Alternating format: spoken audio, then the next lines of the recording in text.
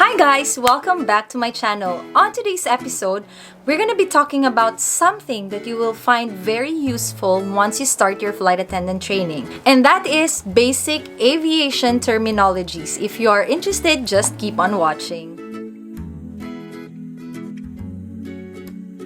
But before we begin, let me just give a quick shout out to Tita Victoria and Tito Avelino of Los Angeles, USA. I heard that you are such fans of my channel. Thank you very much and stay safe.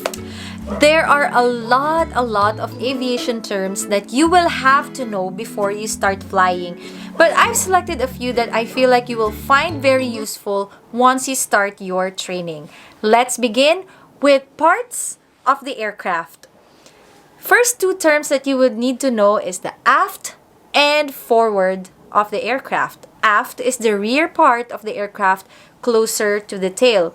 And forward pertains to the front of the aircraft closer to the nose. And usually your conversation would go as, can you please get the safety equipment at the aft of the aircraft or forward of the aircraft? So it's more of a direction thing, the front and the back, but you would say forward and aft. Next is fuselage. Fuselage is the body of the aircraft, okay? The bulkhead. Bulkhead are the divisions inside the aircraft. And usually you would hear the flight attendant say that, can you please find a seat closer to the bulkhead for this mother with infant? Because usually at the bulkhead, the leg rooms are larger. So that's what you call the bulkhead. Next area of the aircraft that you should really know is the galley. The galley is like the kitchen of the aircraft where everything happens, where the meals are prepared, where meals are heated, and this is usually where the flight attendants are. And this is where you can mix the terms. Forward galley, aft galley, and you would also have mid galley, meaning the middle of the aircraft. See, we're already mixing two terms together. Stowage is an area in the aircraft, in the galley or in the cabin that is designated for securing of baggage or safety equipment. For example, galley stowage or overhead stowage, or meaning in the overhead bin. So it's just a location where you keep stuff. Since we're still in the topic of locations in the aircraft, it's important for you to know first class, business class, and economy class. Some airlines would even have premium economy, and this is how they are abbreviated. FC for first class, JC for business class, and YC for economy class. Now let's go with terminologies that are related to how long your flight is gonna be. Short haul flights are flights that are 30 minutes to 3 hours long. And we also have medium haul flights, which are 3 hours to like 6 hours long. And above that is called long haul flights. Sometimes you would even hear the flight attendants, so on which sector are we going to have the VIP? For example, of a sector, it's Doha to Manila. That is one sector. And then Manila to Doha is another sector. So when you talk about the destinations from takeoff to landing from one place to another, that is a sector. Route.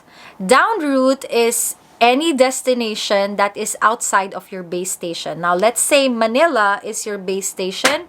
Anywhere outside of Manila, any flights that you're gonna do from Manila is your down route. For example, so where is the down route for today? We are flying to Bangkok. So that is from Manila to Bangkok is one sector, and your down route is Bangkok. I hope that makes it clear. Now let's talk about terms that are related to passengers. I've already mentioned VIP or very important person. Sometimes it could be VVIP, like very important person, like you have to bow down to these people. No, I'm just joking. But they are very important people. And there is another term that we call CIP or commercially important passenger. These are passengers that bring business also to the airline, like partner companies, for example, travel agents or owners of travel agencies that, of course, bring also extra money to the company. Next are FFPs or frequent flyer passengers or passengers that are members of the frequent flyer program of the company. These are customers that from the word itself, frequent, are always flying with the airlines, and they have high level memberships, and they bring a lot of revenue to the airline. So they are also treated like VIPs. Sometimes you would come across the term UM or unaccompanied minor. These are minors who are traveling alone. They are unaccompanied, and the parents or their guardians have entrusted their safety to members of the airline. So from the time that they check in, they will be handed over until they are inside the aircraft and on the care of the flight attendants. So sometimes they will have stickers here written UM, just for the flight attendants to remember that they are minors that are unaccompanied. Next two terms are embark and disembark. Embarking pertains to the action of customers boarding the aircraft. They're going from the airport to the aircraft. And disembarking is after we land. Of course, the customers will be leaving the aircraft. This is the process of disembarkation.